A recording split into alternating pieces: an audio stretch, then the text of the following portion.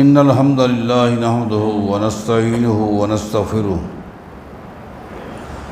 ونعوذ بالله من شرور أنفسنا ومن سيئات أعمالنا من يهده الله فلا مضل له ومن يضلل فلا هادي له وأشهد أن لا إله إلا الله وحده لا شريك له وأشهد أن محمدًا عبده ورسوله اللهم صل على محمد وعلى آل محمد كما صليت على إبراهيم وعلى آل إبراهيم إنك حميد مجيد اللهم بارك على محمد وعلى آل محمد كما باركت على إبراهيم وعلى آل إبراهيم إنك حميد مجيد من يطع الله ورسوله فقد رشد واهتدى ومن يعص الله ورسوله فقد ضل وغوى أما بعد فإن خير الحديث كتاب الله وخير الهدي هدي محمد صلى الله عليه وسلم وشر الأمور محدثاتها وكل محدثة بدعة وكل بدعة ضلالة وكل ضلالة في النار أعوذ بالله من الشيطان الرجيم بسم الله الرحمن الرحيم وقرن في بيوتكن ولا تبرجن تبرج الجاهلية الأولى وأقمنا الصلاة وآتينا الزكاة وأطعنا الله ورسوله إنما يريد الله ليذهب عنكم الرجس أهل البيت ويطهركم تطهيرا۔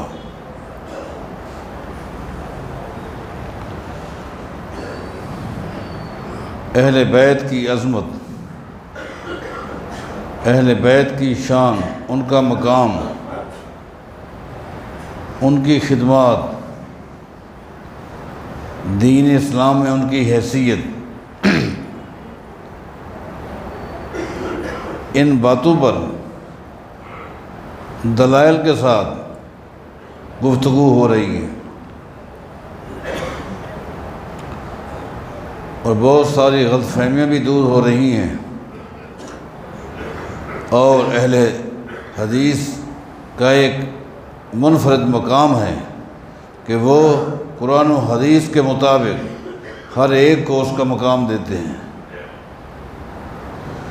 اہل حدیث نہ افراد کے قائل ہے، نہ تفرید کے، نہ تنقیص کے قائل ہے۔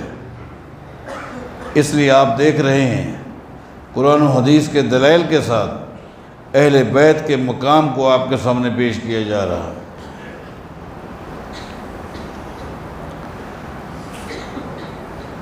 آج جس نقطے پر گفتگو ہونی ہے وہ ہے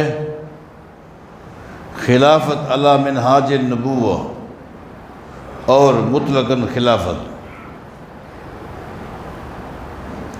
ایک ہے مطلقاً خلافت جسے آپ ملوکیت بھی کہہ سکتے ہیں جب تقابل ہوگا، اور ایک ہے خلافت علی منہاج النبوہ۔ پہلے گفتگو ہوگی خلافت علی منہاج النبوہ پر۔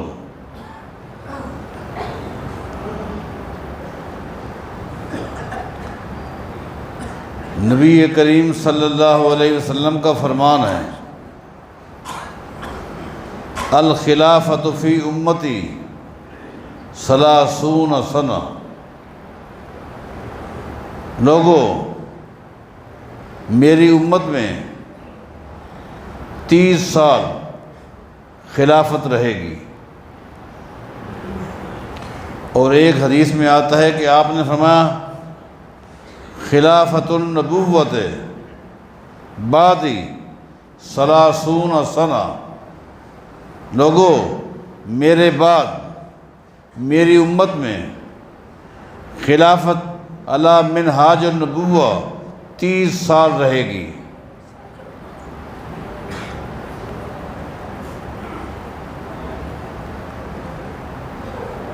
حضرات، میں اکثر کہا کرتا ہوں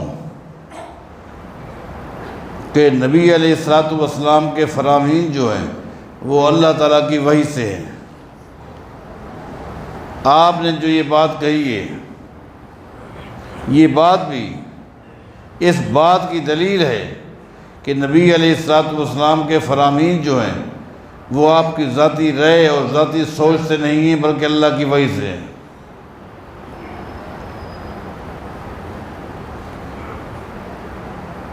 اور اگر ہم دیکھتے ہیں سیدنا ابو بکر صدیق رضی اللہ تعالیٰ عنہ کی خلافت، جس کی مدت 2 سال اور کچھ مہینے ہیں، آپ کے بعد سیدنا عمر بن خطاب ہے رضی اللہ عنہ، ان کی خلافت 10 سال اور کچھ مہینے، ان کے بعد عثمان بن عفان رضی اللہ تعالیٰ عنہ کی خلافت 12 سال، ان کے بعد سیدنا علی بن ابی طالب رضی اللہ تعالیٰ عنہ کی خلافت 4 سال اور مہینے۔ اسی طرح سیدنا حسن بن علی رضی اللہ تعالیٰ عنہما کی خلافت جو 6-8 مہینے ہیں، ان تمام کی مدت کو جب ہم جمع کرتے ہیں تو قربان جائیں، محدثین کہتے ہیں لا تزید ولا تنقص یوما، تو 30 سال سے جو نبی علیہ السلام نے فرمایا تھا کہ میرے بعد خلافت علی منہاج النبوہ 30 سال چلے گی، تو محدثین نے جب ان تمام پیریڈ کو جمع کیا ہے تو 30 سال سے نہ ایک دن کم ہے نہ ایک دن زیادہ ہے، نہ ایک دن کم ہے نہ ایک دن زیادہ ہے۔ بعض اہل علم نے جو سیدنا حسن بن علی رضی اللہ تعالیٰ عنہ کی خلافت کو خلافت علی منہاج النبوہ میں شامل نہیں کیا، تو ان کا موقف یہ تھا، تو یہ تو ماحول کو سیٹ کرنے کے لیے آئے تھے چند مہینوں کے لیے، تاکہ ماحول سازگار ہو جائے۔ اگرچہ ماحول کو سازگار بنانے کے لیے سیدنا حسن نے قربانی دی، آئے اور ایسے ہی کیا، جب دیکھا کہ حالات بہتر ہو گئے ہیں تو خود امیر معاویہ کے حق میں دستبردار ہو گئے، لیکن ان کے ایام کو خلافت راشدہ کے اندر ہی شمار کیا جائے گا۔ یہاں جس غلط فہمی کو دور کرنا ہے اس پر آپ نے غور کرنا ہے، اور وہ یہ ہے جو لوگ یہ کہتے ہیں کہ سیدنا علی بن ابی طالب رضی اللہ تعالیٰ عنہ خلیفہ بلا فصل ہیں، خلیفہ بلا فصل ہیں، جو لوگ یہ کہہ کر ابو بکر صدیق کی، عمر بن خطاب کی، عثمان بن عفان کی خلافت کا انکار کر دیتے ہیں، میں ان سے یہ پوچھتا ہوں کہ نبی علیہ السلام کا یہ فرمان جو اہل سنت والجماعت کی کتب میں موجود ہے اور اہل تشیع کی کتابوں کے اندر بھی موجود ہے کہ نبی علیہ السلام نے فرمایا علیکم بسنتی وسنت الخلفاء الراشدین المہدیین، علیکم بسنتی، لوگو میری سنت کو لازم سمجھنا، وسنت الخلفاء الراشدین المہدیین، اور میرے بعد خلفاء راشدین المہدیین کی سنت کو بھی لازمی سمجھنا۔ اب خلیفہ کی جمع ہے، راشدین راشد کی جمع ہے، مہدیین مہدی کی جمع ہے۔ جمع کی ابتدا 3 سے ہوتی ہے عربی میں، یہ اردو اور انگلش کی کہانی نہیں ہے کہ واحد جمع، نہیں، عربی میں واحد ہے، 2 کو تثنیہ کہتے ہیں، تین کو جمع بولتے ہیں۔ جمع کی ابتدا تین سے ہوتی ہے۔ اب نبی علیہ السلام نے جمع کا صیغہ استعمال کیا ہے، علیکم بسنتی وسنت الخلفاء الراشدین المہدیین۔ اس کا معنی یہ ہے کہ نبی علیہ السلام نے جو 30 سال بتائے ہیں اس میں اس کا مطلب یہ کم از کم 3 خلیفہ ہونے چاہیے، کم از کم 3 خلیفہ ہونا چاہیے۔ اگر 3 سے کم ہوں گے تو نبی علیہ السلام کی حدیث کا انکار ہو جائے گا۔ اگر ہم شروع کے 3 خلیفوں کو نکال دیتے ہیں، سیدنا علی کو پہلا خلیفہ مانتے ہیں، سیدنا حسن دوسرے خلیفہ، 2 ہو گئے، مدت پوری ہو گئی، مدت پوری ہو گئی۔ نبی علیہ السلام کا فرمان غلط نہیں ہو سکتا، آپ کا فرمان اللہ کی وحی سے، لہذا ماننا پڑے گا کہ نبی علیہ السلام نے فرمایا تھا میرے بعد خلافت علی منہاج النبوہ 30 سال رہے گی، 30 سال۔ جب ہم ان 30 سالوں کو دیکھتے ہیں تو ہمیں 4 اور 5ویں جو 6-8 مہینے کے لیے آئے سیدنا حسن، یہ خلیفے ملتے ہیں۔ لہٰذا ان فرامین سے بھی یہ بات واضح ہوتی ہے، اس امت کے پہلے خلیفہ جس خلافت کا ذکر نبی علیہ السلام نے فرمایا تھا کہ میرے بعد 30 سال خلافت رہے گی، اس خلافت کے پیریڈ میں پہلے خلیفہ ابوبکر صدیق ہے رضی اللہ عنہ، دوسرے خلیفہ عمر بن خطاب ہے، تیسرے عثمان بن عفان ہیں، چوتھے علی بن ابی طالب ہیں، اور 5ویں حسن بن علی ہیں۔ اس لحاظ سے اہل بیت میں سے خلافت علی منہاج النبوہ کے اندر 5 خلیفے ہوئے، جن میں 2 کا تعلق اہل بیت سے ہے اور 3 کا تعلق خاندان قریش سے ہے لیکن اہل بیت سے نہیں ہے۔ ابوبکر صدیق قریشی ہیں لیکن آپ کا تعلق اہل بیت سے نہیں ہے۔ عمر بن خطاب قریشی ہیں لیکن آپ کا تعلق اہل بیت سے نہیں ہے۔ عثمان بن عفان قریشی ہیں لیکن اہل بیت سے نہیں ہے۔ سیدنا علی اہل بیت سے، سیدنا حسن اہل بیت سے۔ ہم سیدنا حسن کا اس سے بڑھ کر اور کیا مقام بیان کریں کہ وہ ان خلفاء راشدین میں شامل ہیں۔ یہ مقام کوئی کم نہیں ہے، یہ شان کوئی معمولی نہیں ہے کہ نبی علیہ السلام نے فرمایا خلافت النبوت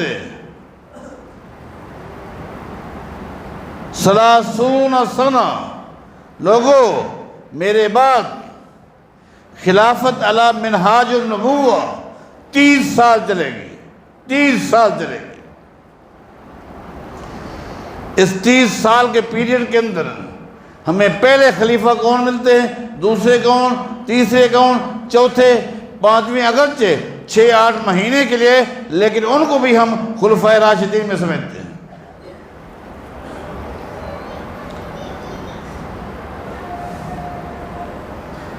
سیدنا علی کا یہ بھی مقام ہے اہل بیت سے، یہ بھی ہے امت کے چوتھے خلیفہ ہے۔ سیدنا حسن کا یہ مقام کم ہے اہل بیت سے، اور یہ بھی مقام ہے کہ خلفائے راشدین میں ان کا شمار ہے۔ ایک نقطہ تو یہ ہو گیا۔ دوسرا نقطہ یہ حضرات اہل سنت والجماعت کی مرکزی کتابوں کا حوالہ دے کر بخاری کا، مسلم کا، ابو داؤد کا، ترمذی کا حوالہ دے کر کہتے ہیں امامت کو ثابت کرنے کے لیے، 12 اماموں کو ثابت کرنے کے لیے، اور 12 کا تعلق اہل بیت سے ہو، اس کو ثابت کرنے کے لیے بخاری اور مسلم کی کتابوں کا حوالہ دے کر ایک حدیث پیش کرتے ہیں۔ آج میں نے ضروری سمجھا اس حدیث کی وضاحت کر دی ہے۔ یہ حدیث یقیناً صحیح بخاری میں ہے۔ نبی علیہ الصلوۃ والسلام نے فرمایا تھا یکون اثنا عشر امراء، لوگوں میرے بعد 12 امیر ہوں گے، 12 امیر ہوں گے۔ ایک حدیث میں ان 12 اماموں کے لیے خلیفہ کا لفظ بھی آتا ہے، میرے بعد 12 خلیفے ہوں گے۔ اس کا معنی یہ ہے یہ جو 12 امام ہوں گے، یہ 12 امراء ہوں گے، 12 خلیفے ہوں گے، ان میں خلفاء بھی ہیں، امراء بھی ہیں، شامل ہیں۔ اور نبی علیہ الصلوۃ والسلام کا فرمان ہے کلہم فی قریش، ٹھیک ہے، یہ 12 کے 12 جو امام آئیں گے یہ سب قریشی ہوں گے۔ کلہم فی قریش، میرے بعد 12 امام آئیں گے اور یہ سارے کے سارے کلہم فی قریش، ان میں سے کوئی ایک بھی غیر قریشی نہیں ہوگا، سارے قریشی ہوں گے۔ ایک حدیث میں آتا ہے لا یزال اسلام عزیزا، اس کا مطلب یہ نہیں ہے کہ اس امت میں صرف 12 امیر ہوں گے، 12 امام ہوں گے، 12 امراء ہوں گے، 12 خلیفے ہوں گے، نہیں۔ نبی علیہ السلام کی اگلی اس حدیث پر غور کریں، یہ جو حدیث سنائی جاتی ہے میں وہی حدیث اسی بخاری، مسلم، ابو داؤد، ترمذی کے حوالے سے مختلف الفاظ کے ساتھ آپ کو سنا رہا ہوں۔ لا یزال الاسلام عزیزا، اصل نقطہ یہ ہے کہ نبی علیہ السلام نے فرمایا تھا یہ جو 12 امام میرے بعد آئیں گے، 12 امیر آئیں گے، 12 خلیفے آئیں گے، ان 12ویں خلیفے کے دور تک اسلام دنیا میں غالب رہے گا، اسلام کا غلبہ رہے گا، اسلام مغلوب نہیں رہے گا، اسلام کا غلبہ ہوگا۔ اور ایک حدیث میں یہ بھی الفاظ ہیں کلہم تجتمع علیہم الامہ، یہ جو 12 امام میرے بعد آئیں گے، جن 12 اماموں کے ادوار میں امن اور دین اسلام کا غلبہ ہوگا، اسلام کے خلاف کسی کو زبان استعمال کرنے کی اجازت نہیں ہوگی، نہ ہمت ہوگی، اسلام کا ایک روب ہوگا۔ فرمایا یہ 12 امام جو ہوں گے یہ کیسے ہوں گے؟ کلہم تجتمع علیہم الامہ، یہ وہ 12 امام ہوں گے کہ زمین کی پشت پر رہنے والے مسلمان جو ہیں، امت جو ہے، ان کی امامت پر، ان کی خلافت پر، ان کی امارت پر متفق ہوگی۔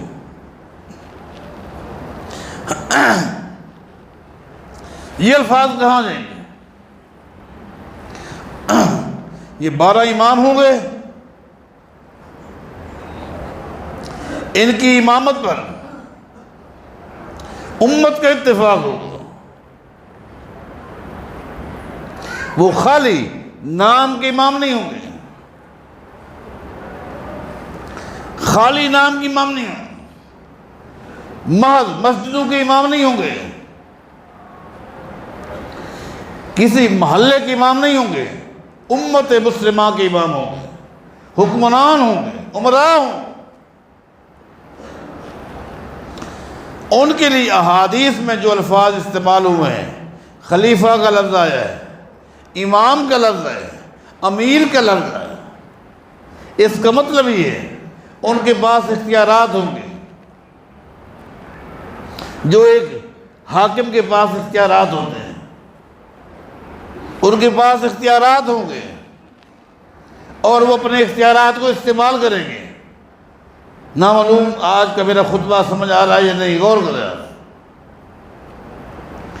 جن 12 اماموں کی میں وضاحت کرنے لگا ہوں، ان کے لیے احادیث میں امراء کا لفظ بھی ہے۔ مسلمانوں کے یہ امیر ہوں گے، امیر المومنین ہوں گے، امیر المسلمین ہوں گے۔ ان کے لیے خلیفہ کا لفظ بھی ہے، یہ مسلمانوں کے خلیفہ ہوں گے۔ اس سے بات واضح ہوتی ہے ان کے پاس اختیارات ہوں گے، ان کے پاس اختیارات ہوں گے، ان کے پاس باغ ڈور ہوگی اس امت کی،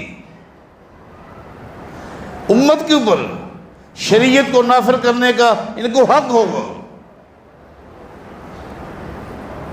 اس حق کو یہ استعمال کریں گے۔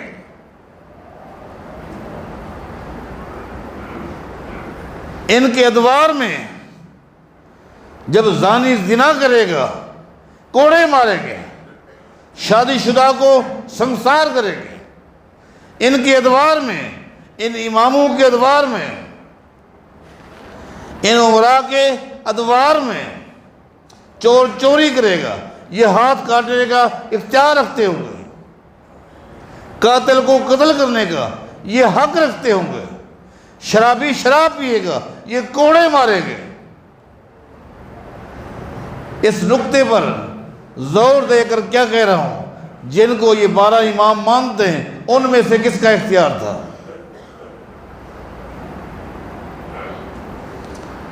سیدنا علی کے پاس اختیار تھا اپنے دور میں، وہ امام تھے،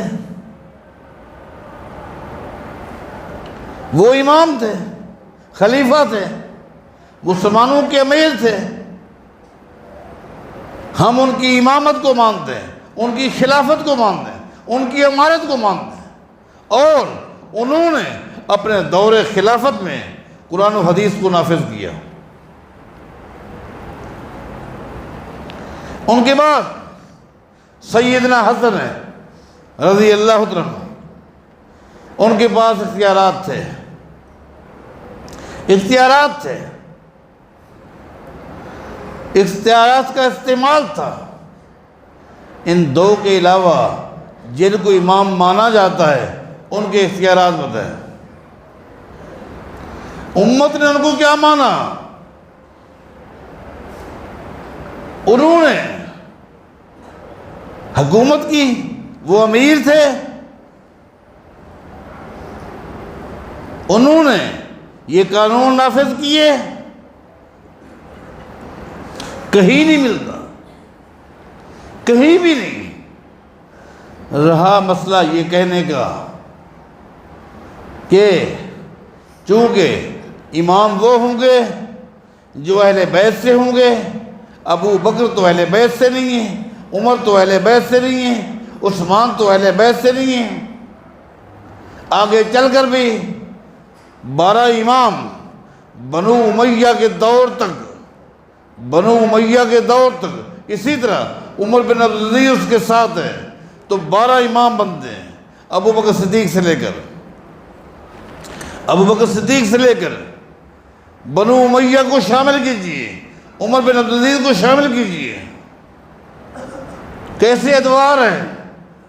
جس طرح نبی علیہ السلام نے نشاندہی کی ویسے ہی تھا، امن تھا، امن تھا، برکتیں تھیں، اللہ کی رحمتیں تھیں۔ ایک محدث کے بارے سیرت کی کتابوں میں آتا ہے، اس نے اپنے دوستوں کو، اپنے شاگردوں کو ایک چھوٹی سی تھیلی دکھلائی۔ اس تھیلی میں کیا تھا؟ گندم کے دانے تھے، گندم کے دانے تھے۔ وہ دانے کیسے تھے؟ کھجور کی گٹھلی کے برابر دانا تھا۔ جب اس نے تھیلی کو کھولا تو کھجور کے گٹھلی کے برابر گندم کے دانے تھے۔ اس نے بتایا اپنے شاگردوں کو، یہ اس دور کی گندم ہے جس دور کے بارے محمد مصطفیٰ نے فرمایا ہے کہ 12 اماموں تک امن بھی ہوگا، برکتیں بھی ہوں گی، رحمتیں بھی ہوں گی، دین کا غلبہ بھی ہوگا۔ یہ عمر بن عبدالعزیز کا دور ہے۔ اس دور میں یہ منتہا ہے، امن بھی ہے، امن بھی ہے۔ آپ نے اہل علم سے سنا کہ سیدنا عمر بن عبدالعزیز کے دور تک ایسا امن رہا کہ آپ نے سنا صبح کو چرواہا اپنے گھر سے جب بکریاں لے کر، بھیڑیں لے کر نکلتا تھا، جنگل میں جا کے چھوڑ دیتا اور خود کسی درخت کے سائے کے نیچے بیٹھ جاتا۔ اسے کوئی خوف نہیں تھا جنگل کے درندے کا، نہ بھیڑیے کا، نہ چیتے کا، نہ شیر کا۔ امن کے ساتھ بیٹھتا، بکریاں چرتی۔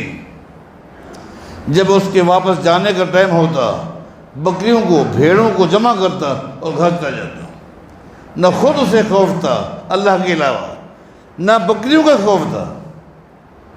ہاں، ایک دن جب بھیڑیے نے آ کر اس کی ایک بھیڑ پر حملہ کیا اور بھیڑ اٹھا کر بھاگ گیا، چرواہا پریشان ہو گیا، آج کیا ہو گیا؟ اس بھیڑیے میں یہ ہمت کیسے پیدا ہو گئی؟ میری بھیڑ پہ حملہ، مسلمان کے مال پہ حملہ کرنا۔ قربان جائیں اس بندے کے ایمان پر، عقیدے پر۔ اس نے اس بھیڑیے کا پیچھا نہیں کیا اپنی بھیڑ کو چھڑانے کے لیے، بلکہ اس نے شہر کی طرف رخ کیا، کہیں شہر کے حالات خراب تو نہیں ہو گئے۔ جب شہر کے حالات خراب ہو جاتے ہیں، بد امنی پیدا ہو جاتی ہے، جنگل کے درندے بھی دلیر ہو جاتے ہیں۔ اللہ جنگل کے درندوں کے اندر بھی دلیری پیدا کر دیتے ہیں۔ جب امن ہوتا ہے، اللہ تعالیٰ جنگل کے درندوں کے دلوں کے اندر بھی خوف پیدا کر دیتے ہیں۔ اس نے شہر کی طرف رخ کیا۔ شہر کے کنارے پر ایک شخص سے ملاقات ہوئی۔ اس سے پوچھا، آج ایک عرصے کے بعد پہلی مرتبہ بھیڑی نے میری بھیڑ پہ حملہ کیا ہے، اٹھا کر لے گیا ہے، آپ بتائیں شہر کے حالات کیسے ہیں؟ اس نے کہا امن میں ہے، سکون میں، حالات تو صحیح، البتہ عمر بن عبدالعزیز فوت ہو گیا ہے۔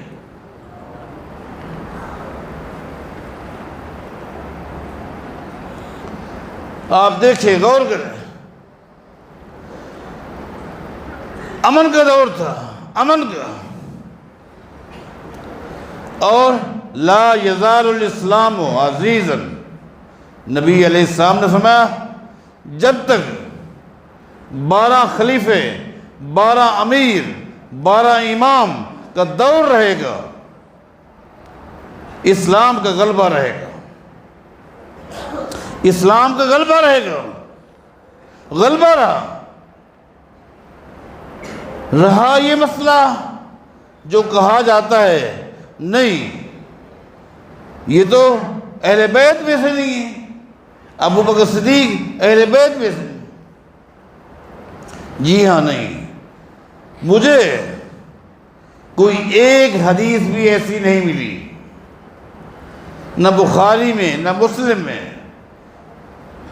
نہ ابو داؤد میں، نہ ترمذی میں، نہ نسائی میں، نہ ان کی بعض کتابیں جو اتفاقی طور پر مطالعے میں لاتا ہوں، جب مجبوری بن جاتی ہے، مجھے ان کی بھی کسی کتاب میں یہ روایت نہیں ملی جس پہ نبی علیہ السلام نے فرمایا ہو کہ میرے بعد 12 امام آئیں گے اور سب کا تعلق اہل بیت سے ہوگا۔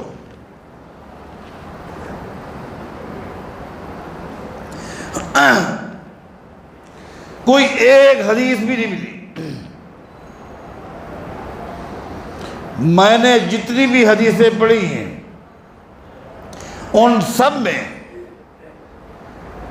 اہل سنت والجماعت کی کتابوں کے اندر بھی، اہل تشیع کی کتابوں کے اندر بھی جہاں بھی 12 اماموں کا، 12 خلفاء کا، 12 امراء کا ذکر ہے، وہاں یہ الفاظ ہے کلہم فی قریش، سب قریشی ہوں گے، کلہم من قریش، یہ الفاظ بھی ہیں، کلہم فی قریش یا کلہم من قریش۔ وہ 12 کے 12 امام جو میرے بعد آئیں گے، اور جب تک یہ 12 اماموں کی امامت رہے گی اسلام غالب رہے گا، اسلام کا غلبہ رہے گا، دنیا کی ساری قوتیں اسلام کے آگے سر نگو ہوں گی، اسلام کے سامنے کسی کو آواز اٹھانے کی، آواز بلند کرنے کی جرات نہیں ہوگی۔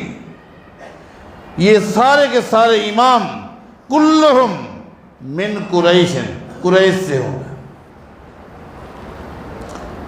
کلہم فی قریش، سب کا تعلق قریش سے ہوگا۔ جی ہاں، ابو بکر صدیق قریشی، عمر بن خطاب قریشی،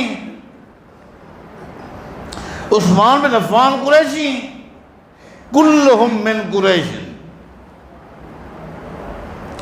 کوئی ایک صحیح سند کے ساتھ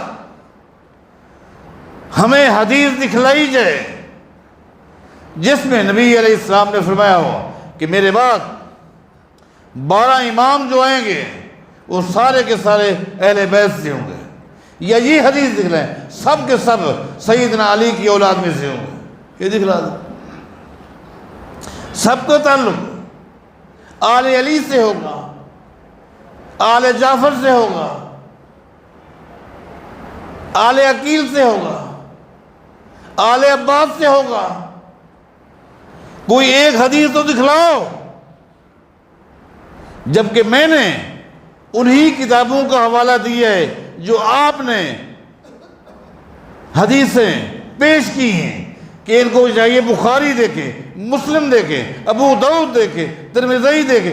جی ہاں، میں نے دیکھ کر پڑھ کر آپ کو بتایا ہے کہ سب میں ہے کلہم من قریش، کلہم فی قریش۔ یہ 12 امام جو ہوں گے یہ سارے کے سارے کیا ہوں گے؟ قریش میں سے ہوں گے۔ اس میں خلفائے راشدین بھی ہیں جن کا مقام بڑھ کر ہے، ان خلفاء کے مقابلے میں ان کو آپ امراء بھی کہہ سکتے ہیں اور مطلقاً خلیفہ کا لفظ بھی استعمال کر سکتے ہیں۔ آپ نے جن 12 اماموں کا انتخاب کیا ہے ہمیں ثابت کر کے دکھائیں ان کی خلافت کو، انہوں نے مسلمانوں پر کوئی حکومت کی ہو، مسلمانوں کے وہ حاکم نہیں ہو، ریاست اسلامیہ کی باغ ڈور ان کے ہاتھ میں ہو، مسلمانوں پر قانون نافذ کرنے کا حق ان کو دیا گیا ہو۔ کیوں؟ اس لیے کہ نبی علیہ السلام نے فرمایا کلہم تجتمع علیہم الامہ، کلہم، یہ 12 کے 12 امام، اپنے ہر امام اپنے دور میں کیا ہوگا؟ ہر امام جب آئے گا، ان 12 میں سے ہر امام جب آئے گا، کلہم تجتمع علیہم الامت، تو امت ان کی حکومت پر، ان کی امارت پر متفق ہوگی۔ ابو بکر صدیق کا دور دیکھیں، امت کے اتفاق ہے۔ ابو بکر صدیق کے مقابلے میں کون کھڑا ہوا؟ کوئی نہیں۔ سیدنا علی ابن ابی طالب کو خلافت ملی عثمان بن عفان کے بعد۔ عثمان بن عفان سیدنا علی کی خلافت سے پہلے کیا مسلمان بغیر حکمران کے رہے، بغیر خلیفہ کے رہے، بغیر خلیفہ کے رہے؟ کیونکہ اس پیریڈ میں سیدنا علی تو مجلس شورا کا رکن تھا، ان خلفائے راشدین کے دور میں سیدنا علی مفتی تھا، افتاء کا شعبہ ان کے پاس تھا، ممبر تھے شورا کے، خلیفہ نہیں تھے، تو خلافت کے بغیر یہ دور رہا۔ اس کے بعد بھی جن کو آپ نے کہا کہ یہ امام مراد ہے، ان کی کہاں یہ حکومت ہے، اختیارات ہیں، ان کے ادوار میں کوئی ایک شخص بتائیں جس شخص پر انہوں نے قانون نافذ کیا ہو، کسی ایک زانی کو کوڑے لگائے ہوں، کسی ایک چور کے ہاتھ کاٹے ہوں، کسی ایک قاتل کو قتل کیا ہو، کوئی ایک تو بتائیں۔ حکومت کا امامت کا معنی کیا ہے؟ مسجد میں نماز پڑھانا، وہ تو میں بھی امام ہوں۔ نہیں، جس امامت کا ذکر محمد رسول اللہ نے کیا ہے وہ ابوبکر صدیق سے شروع ہوتا ہے، عمر بن عبدالعزیز کو شامل کرتے ہیں، وہاں تک پہنچتے ہیں۔ یہ مسلمانوں کے خلفاء بھی ہیں، جس میں اہل بیت کے افراد بھی ہیں، اور اہل بیت کے علاوہ باقی جو ہیں ان سب کا تعلق خاندان قریش سے، اور نبی علیہ السلام نے بھی یہی بات بیان کی تھی۔ یہ ایک نکتہ تھا جس کو واضح کرنا تھا۔ اللہ تعالی ہم سب کے دل و دماغ میں غلط فہمیاں پیدا جو ہو چکی ہیں ان کو نکالنے اور صحیح بات بٹھانے کی توفیق عطا فرمائے۔